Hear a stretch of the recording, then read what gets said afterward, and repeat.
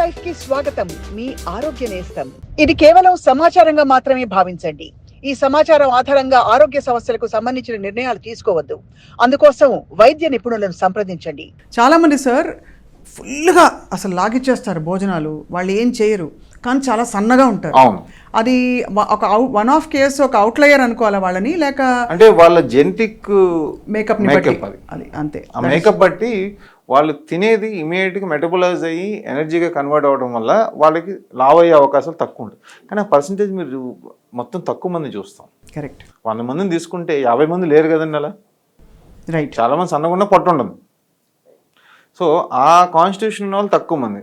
So వాళ్ళు అంతా తింటున్నారని మనం కూడా తిన్నామంటే కుదరదు. మనకి ఏది పడద్ది, మనకి ఏది అవసరం, మన ఆరోగ్యానికి ఏది ముఖ్యం అనేది మనం చూసుకోవాలి.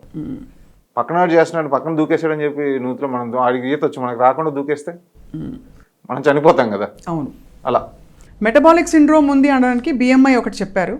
అండ్ అలాగే ఆహారపు అలవాట్లు, అండ్ అలాగే ఇవన్నీ చెక్ చేసుకుంటూ పోవాలి. ఫ్యామిలీ హిస్టరీ కూడా కొంత చూడాలి. దీన్ని అరికట్టడంలో ఈ మూడిట్లో ఏది ప్రధాన పాత్ర పోషిస్తుంది? ఒకటి ఆహారం, రెండోది ఫిజికల్ యాక్టివిటీ, మూడోది ఇతరత్ర అలవాట్లు, ఆల్కహాల్ లేకపోతే substance abuse of any kind, smoking లాంటివి. మనం 4 కింద డివైడ్ చేద్దామండి. ఇది 80% మన ఆహారం మీదే మన వెయిట్ డిపెండ్ అవుతుంది. రైట్. 10 to 15% ఎక్సర్సైజ్ ఫిట్నెస్కి వాడుకోండి, వెయిట్ లాస్కి పనికిరాదు. It will help when you డైట్ని కాంప్లిమెంట్ చేస్తే ఎక్సర్సైజ్ పనిచేస్తుంది.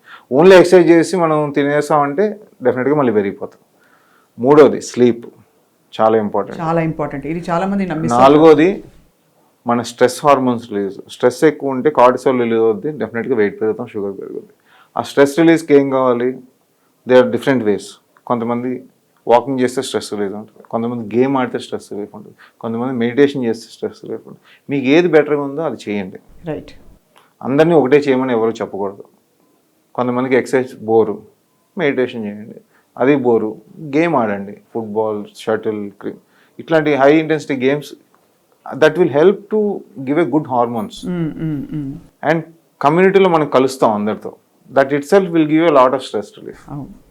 సో ఈ 4 పిల్లర్స్, ఒకటి stress relief, 2 exercise, 3 diet. Right.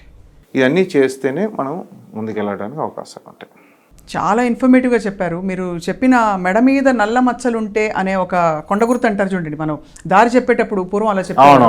అలా ఇలా చెప్పడం వల్ల ఐ థింక్ చాలా మందికి అర్థమవుతుంది సార్ దట్ ఇన్సులిన్ రెసిస్టెన్స్ ఈ మధ్య చిన్నపిల్లల్లో కూడా చూస్తున్నాం కాబట్టి, టీనేజర్స్లో they will take immediate care. ఈ ఫాస్ట్ ఫుడ్లు అవి వచ్చేసి తప్పకుండా. కానీ రాబోయే ఎపిసోడ్లో సార్ డయాబెటీస్ని పూర్తిగా ఛేదించే ప్రయత్నం చేస్తూ, since you are such well known diabetologist, అలాగే ఇన్సులిన్ రెసిస్టెన్స్ అంటే అసలు ఏం జరుగుతుంది శరీరంలో కూడా తెలుసుకునే ప్రయత్నం చేస్తాను సార్.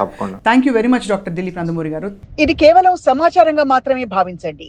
ఈ సమాచారం ఆధారంగా ఆరోగ్య సమస్యలకు సంబంధించిన నిర్ణయాలు తీసుకోవద్దు. అందుకోసం వైద్య నిపుణులను సంప్రదించండి.